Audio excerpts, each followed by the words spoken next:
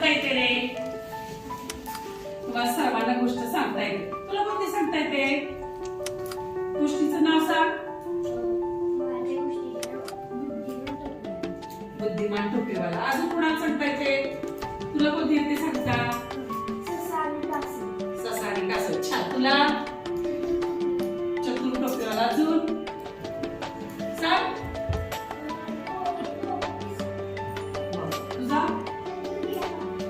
चतुर गिराबाई. म्हणजे तुम्हाला अशा वेगवेगळ्या प्रकारच्या गोष्टी तोंडी सांगता येतात. परंतु आपल्याला याचं लेखन सुद्धा करता आलं पाहिजे. पेपर मध्ये सुद्धा तुम्ही काही जणांनी छान कथा लिहिल्या होत्या, पण काही जणांच्या मात्र आपल्या लिहिताना थोड्याशा चुका झाल्या. काय झालं होतं? तर काही जणांनी आपली गोष्ट लिहिली होती, काही जणांनी त्या चिन्हाचा वापर केला होता, काही जणांनी पात्रांना नावं दिली नव्हती.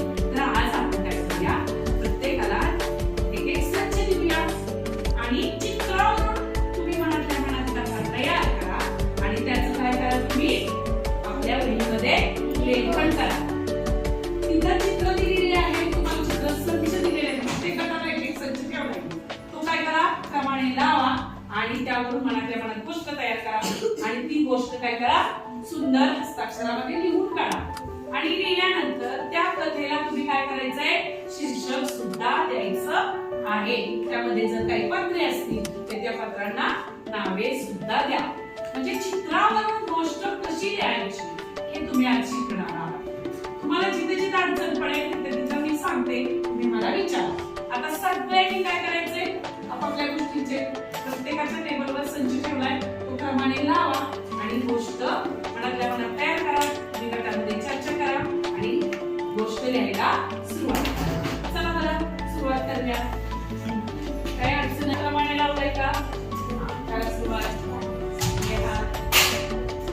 आणि गोष्ट लिहिल्यानंतर पुढे सादरीकरण करायचंय. ती कोणती गोष्ट लिहिली, ती गोष्ट पुढे येऊन काय करायची आहे, वाचायची आहे.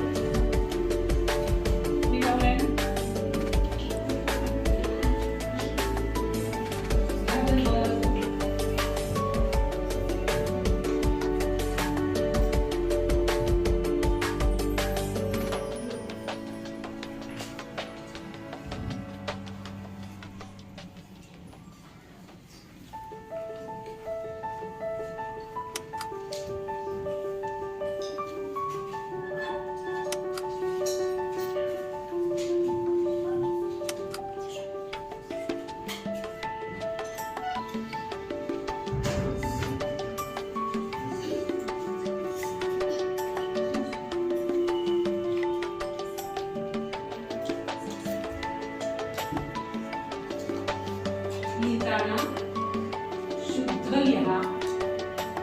शुद्ध लेखनाचं लक्ष द्या.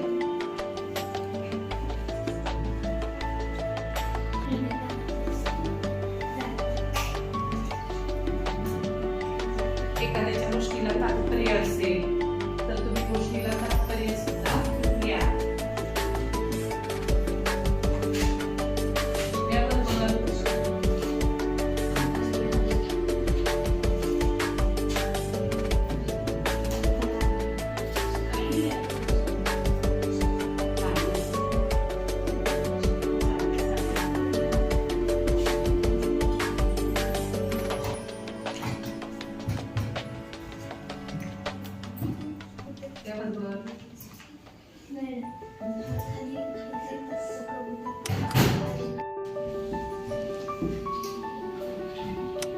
साई आता त्याला लिहिलेल्या गोष्टीचं सादरीकरण करतो.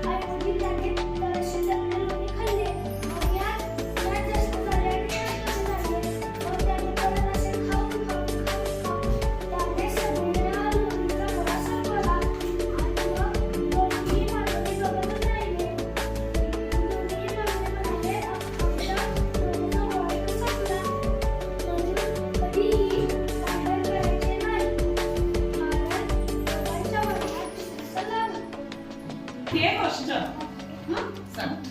माझ्या गोष्टीचे नाव आहे ससा आणि कासव. एके दिवशी एक ससा कासवाला म्हणाला, चला दोघं शर्यत लावू.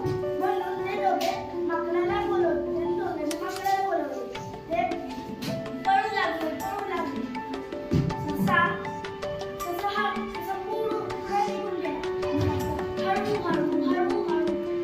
चालत राहिला.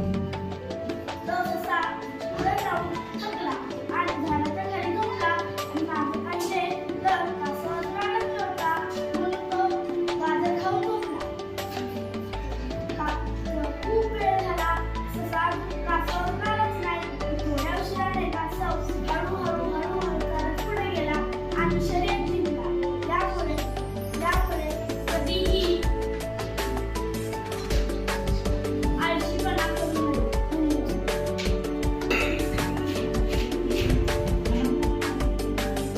त्याच गोष्ट सांग. त्यांना लिहिलेली गोष्ट श्रेयस सांगतोय. माझ्या गोष्टीचे नाव आहे एक टोपी चालत खूप चांगला होता. तो झाडाखाली झोपला. त्याला तिची झोप लागली. त्या झाडाखाली त्या झाडावर कुणी माकडं आली. माकडं तिची टोपी घेऊन त्याच्या आपल्या डोक्यात आणि झाडावर चढली. ते थोड्या वेळाने टोपीवाला उठला तर त्याला टोपी गायब. त्याने इकडे तिकडे पाहिले तर कुणीच नाही. त्याने जवळ पाहिले तर त्याला माकडाने बसलेला डोंगर दिसला. तो त्याला विचार करू लागला, काय करावे आपल्याला काही सुचत नाही. मग त्याने आपल्या डोक्यावरची टोपी खाली फेकली. मग माकडाने पण आपल्या डोक्यावरची टोपी खाली फेकली आणि त्या टोपीवाल्याने आपल्या डोक्यावर टोपी घेऊन गेला. यावर्षी आपल्याला हे शिकायला धन्यवाद. एक छोटीशी जंगल असते. त्या जंगलात खूप झाडे असतात. ते पाच पक्षी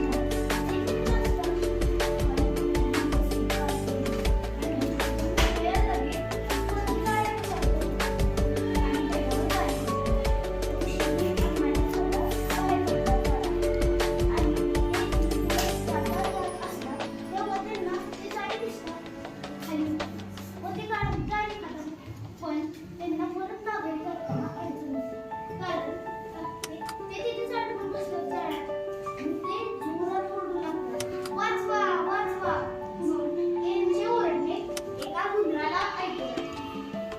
उंदीर ते पळून येतो आणि ती गाडी लगेच सोडून टाकतो. आणि ते पण लगेच पळून जाते. तेव्हा पक्षी त्यांची वाट बघून तिथे सोडून जातात. आणि नंतर ते एकमेकांना भेटतात. मग त्यांची घट्ट मैत्री होते. तात्पर्य कोणतीही काम मिळूनच केले असता ते पूर्ण होते. छान. शिवाना छान गोष्ट सांगितली. बघा, तुम्ही आता काय केले, चित्रकार संच दिले तुम्हाला आणि त्यावर तुम्ही गोष्टी लिहिल्या. आता लिहिल्या. आता याचा काय करायचं आहे, तुम्ही सराव करायचा आहे. आणि ती कथा संच वेगळे आहेत आपल्याकडे. ते बदलून गटामध्ये तुम्ही वापरायचे आणि कथा छान द्यायला शिकायचे. आता ज्या विद्यार्थ्यांनी सुंदर गोष्टी लिहिल्या त्या सर्वांचं कौतुक. यापुढे आता आपण काय करायचंय, आता मुद्द्यावरून गोष्ट म्हणजे मुद्दे दिले असता गोष्ट कशी लिहायची किंवा एखादा शब्द दिला, उदाहरणार्थ पाऊस, तर त्यावरून गोष्ट कशी तयार करायची हे आपण पुढच्या तासात.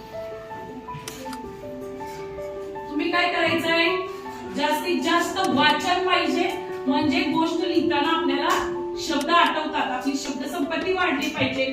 यासाठी गोष्टीच्या पुस्तकांचं वाचन तुम्ही जास्त केलं पाहिजे. वाचनामुळे माणूस समृद्ध होतो. लेखनामध्ये आपल्याला वेगवेगळ्या म्हणींचा, वेगवेगळ्या वाक्प्रचारांचा वापर करता येतो. याशिवाय विरामचिन्हे सुद्धा त्यात आली पाहिजे. ठीक आहे. आपण आता पुढच्या तासाला शब्दावरून गोष्ट कशी तयार करायची किंवा कविता कशी करायची हे आपण